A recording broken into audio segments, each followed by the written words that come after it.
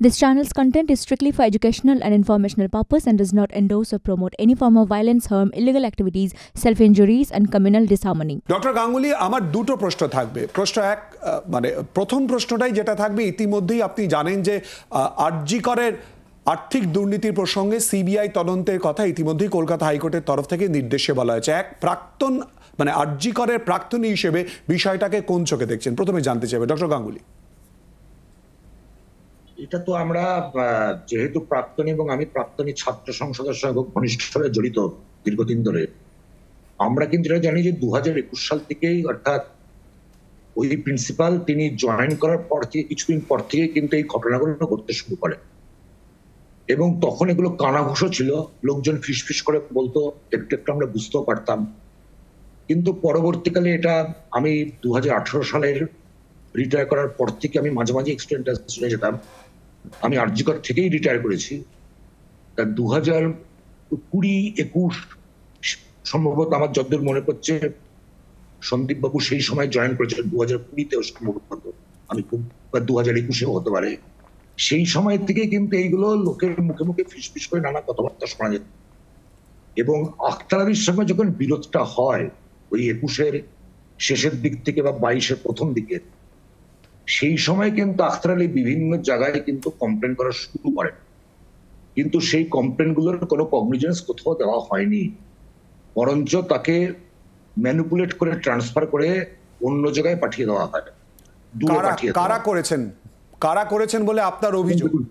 কারা করেন? ট্রান্সফার তো স্বাস্থ্য দপ্তর করেছে এবং শাসন ক্ষমতায় তৃণমূল কংগ্রেস আছে, তখনও ছিল, এখনো আছে।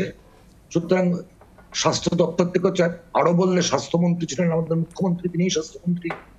সুতরাং এইটা যদি আমি ধরে নেই যে এইটা হয়েছিল, তাহলে কিন্তু মানে মুখ্যমন্ত্রী এত ব্যস্ততার মধ্যে সবকিছু দেখতে পারেননি ইত্যাদি যুক্তিগুলো আমি জানি, কিন্তু নৈতিক দায় বলে একটা বিষয় আছে।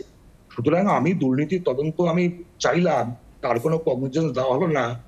তার নিচে ডিএইচএস আছেন, ডিএমই আছেন, আজকে প্রিন্সিপাল সেক্রেটারি নিগম আছে। এই যে মানুষরা যাদের দিয়ে স্বাস্থ্য দপ্তর হয়, আমাদের প্রশ্ন সত্যি কি তারা চালান না অন্য কেউ চালান? ডক্টর গাঙ্গুলি প্লিজ আমাদের সঙ্গে থাকুন, আপনার প্রশ্ন নিয়ে আমরা উত্তর খোঁজার চেষ্টা করবো। সলিলা একটুখানি প্লিজ। ইতিমধ্যেই জি 24 ঘন্টার তরফ থেকে শ্রেয়সী গঙ্গোপাধ্যায় গিয়েছিল এবং নির্যাতিতার বাবা মার সঙ্গে কথা বলেছে এবং সেখানেই কিন্তু 3বার ফোনের প্রসঙ্গ উঠে এসেছে। এই 3বার ফোন প্রসঙ্গ নিয়ে বাবা মা আমাদের প্রতিনিধি শ্রেয়সী গঙ্গোপাধ্যায়কে ঠিক কি বলেছেন শোনাবো। মেয়ের সাথে রাত 11টা 15-তে কথা হয়েছিল, মেয়ে বলেছিল। তারপরে 8:30টায় রোজই ফোন করে, শুক্রবার ফোন করেনি, আমি 2বার ফোন করেছি, ফোন বেজে গেছে, আমি ভেবেছি হয়তো ব্যস্ত আছে। তারপর 10:53 হসপিটাল থেকে ফোন আসে, আপনারা লোক বলছেন, আপনারা একটু আসুন, অসুস্থ। তখন ওর বাবা আবার ফোন করে 10:53, মানে শুক্রবার সকাল 10:53। তারপর আমি আবার ফোন করি, ফোন করলে ওনারা বলেন ওনাকে এমার্জেন্সি নিয়ে যাচ্ছে। আমি কি ডাক্তার যে আমি বলবো কি হয়েছে, আপনারা তাড়াতাড়ি আসুন।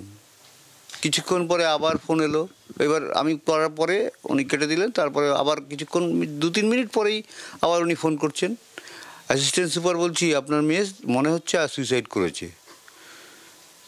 তখন আমরা তো এমনিতেই ব্যস্ত হয়ে গাড়ি নিয়ে বেরোচ্ছিলাম, মেয়েরই গাড়ি বাড়িতে ছিল, ড্রাইভারকে সঙ্গে সঙ্গে ডেকে নিয়ে এসে গাড়িতে করে চলে গেলাম হসপিটালে। 1 ঘন্টার মধ্যে হসপিটালে পৌঁছে গেছি। এবার তারপরে হ্যাঁ পরপর 3বার উনিই করেছিলেন, তাই এবং পরে মানে অ্যাসিস্ট্যান্ট সুপারই। হ্যাঁ তারপরে আমি করেছিলাম। তারপরে আবার উনি রিপিট ফোন করে বললেন এবং কিছুক্ষণ পরে একজন পুরুষ কণ্ঠ ফোন করেছিল, বলে আপনারা আসছেন তো? আমি হ্যাঁ আসছি। স্নেহাশিসদা, আন্দোলন হাইজ্যাকের প্রসঙ্গে যাওয়ার আগে ঠিক এই প্রসঙ্গে সরলদা প্লিজ একটুখানি। স্নেহাশিসদা, এই যে প্রসঙ্গগুলো উঠছে, কোথাও কি একটা মনে হচ্ছে না যে গাফিলতি রয়ে গেছে, যে কারণে বারবার করে তদন্ত, এত দাবি, এত বক্তব্য উঠে আসছে? এক, দ্বিতীয়ত সন্দীপ ঘোষ প্রসঙ্গে এর আগেও বারবার অভিযোগ জানানো হয়েছিল, কেনই বা ব্যবস্থা নেওয়া হয়নি? বিষয় একটা হচ্ছে যেটা বলি যে সৈকত একটু আগে বললো যে স্নেহাশিসদা যে ভাষায় কথা বলছে এটা আগে বলা হয়নি, এটা কথাটা ঠিক নয়। কারণ এই ঘটনা ঘটার পরেই দীর্ঘক্ষণ ধরে আমাদের পশ্চিমবঙ্গ সরকারের মুখ্যমন্ত্রী তিনি একটা সাক্ষাৎকার দিয়েছিলেন এবং সেখানে জুনিয়র ডাক্তারদের আন্দোলনের পাশে তিনি আছেন, কঠোর শাস্তি চাই, এগুলো সবই তিনি বলেছেন। এবং আমাদের দলের সাধারণ সম্পাদক অভিষেক বন্দ্যোপাধ্যায় ক্যাপিটাল পানিশমেন্ট এবং চূড়ান্ত শাস্তি এসব সবই হয়ে গেছে, এখন সেটা বিষয় না, এটা নতুন কোনো কথা না, এটা কোনো কথা না। আমি এবার যেটা ওনার কাছে বলছি সেটা যে দেখুন, বিষয়টা হচ্ছে যে এখন এটা সিবিআই এবং সুপ্রিম কোর্টের আন্ডারে বিচার প্রক্রিয়া চলছে।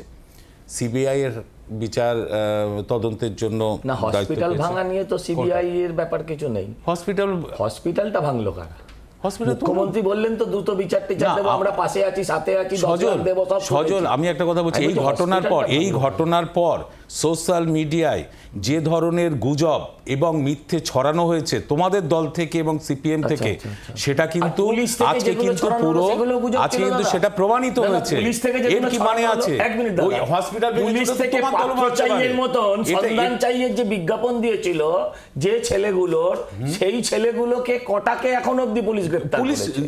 তারপরেই পুলিশ 30 জনকে গ্রেফতার করেছে। পুলিশ পুলিশের কাজ করছে। দিয়েছিল 70 জন, 70 জনের ছবি গ্রেফতার হলো না কেন এখনো? সজল ওই দিকে আলোচনাটা নিয়ে গেলে সময় ভীষণ কম আছে, খুব ইম্পর্টেন্ট মুখ্যমন্ত্রী কি বলেছেন যে চূড়ান্ত শাস্তি সবাই আমরা চাইছি, দৃষ্টান্তমূলক শাস্তি চাইছি, এবং এটা যে একটা সামাজিক অপরাধ, সারা ভারতবর্ষের বিভিন্ন স্টেটে এই ধরনের ঘটনা প্রতিনিয়ত ঘটা এবং আগের সরকার স্বাধীনতার পর যতদিন চলছে এই ঘটতেই চলেছে। এই সামাজিক যে ব্যাধি সময় আপনার এগুলো মনে পড়েনি যেগুলো স্বাভাবিকভাবে ঘটেই চলেছে? তখন আপনি রাজনীতি করেছেন, তখন আপনি চিৎকার করেছেন, তখন আপনি কমিটি টিম পাঠিয়েছেন। না না, আপনারাই তো বলে যাচ্ছেন। আমি এই তর্ক করতে এখানে আসিনি। তর্ক করার জায়গায় আপনি নেই দাদা, আই রেসপেক্ট ইউ লট। তোমাদের মুখ্যমন্ত্রী পদত্যাগ করেনি, তোমাদের পদত্যাগ করেনি, ঠিক কথা। জ্যোতি বসু পদত্যাগ করেনি বাগদলার পর, একদম রাইট। তাহলে এখন মমতা বন্দ্যোপাধ্যায় পদত্যাগ কেন করবে? দাদা আপনি ঠিক, এটা সামাজিক অপরাধ ধরে নিয়ে এটা নির্মূল করার জন্য একদম নির্মূল সবাইকে করতে হবে। আমি এক লাইন বলিনি, জ্যোতিবাবু পদত্যাগ করেননি, হাতরাস কোন রাজ্যের মুখ্যমন্ত্রী করছেন? এখন কেউ করেনি, কিন্তু যিনি পদত্যাগ চেয়েছেন এই অপরাধগুলোর জন্য, তার রাজ্যে যখন অপরাধ হয় তখন তার তো উচিত নৈতিক দায়িত্ব। ওই সৈকত বলছিল একটা রাজ্যের মুখ্যমন্ত্রী এই সামাজিক একমাত্র আমি বলছি তো, আমি একমাত্র মমতা ব্যানার্জি, কলকাতা ভারতবর্ষের সবথেকে নিরাপদ শহর। এটা তোমাদের এনসিআরবি রিপোর্ট অনুযায়ী। আরে রিপোর্টই দেন না আপনারা। আমি এক লাইন বলি, ঠিক বলেছেন যে মমতা ব্যানার্জি একমাত্র ব্যক্তি যিনি এত কথা বলেছেন। মমতা ব্যানার্জি পার্ক স্ট্রিটের পর বলেছিলেন ছোট ঘটনা বা সাজানো ঘটনা, কামদুনির পর এখনো পার্ক স্ট্রিটের সবাই গ্রেপ্তার হয়নি, বরঞ্চ যে প্রধান আসামিকে লুকিয়ে রেখেছিল তাকে আপনি দুবারের জন্য এমপি করেছেন। আমি বলি একটু বলেন দাদা, পুরোটা বলতে উত্তর দিতে হবে। দাঁড়ান না, কামদুনির বেলায় উনি বললেন সিপিএম মাওবাদী, ছেড়ে দিন। হাসখালিতে 14 বছরের মেয়ে, ওনার নাতনির থেকে একটু বড় হবে, বললেন মেয়েটা প্রেগনেন্ট ছিল, হ্যাঁ, যেটা বায়োলজিক্যালি পসিবল ছিল না। এটাও ভারতবর্ষের কোনো মুখ্যমন্ত্রী বলেনি। আপনি ঠিক, কোনো মুখ্যমন্ত্রী পদত্যাগ করেনি, কিন্তু যে মুখ্যমন্ত্রী সবসময় সবার পদত্যাগ চেয়েছেন এই ধরনের ঘটনায়, তিনি কেন আজ পদ আগ্রে বসে আছেন? বাংলার আওয়াজ, বাঙালির আবেগ, জি 24 ঘন্টা।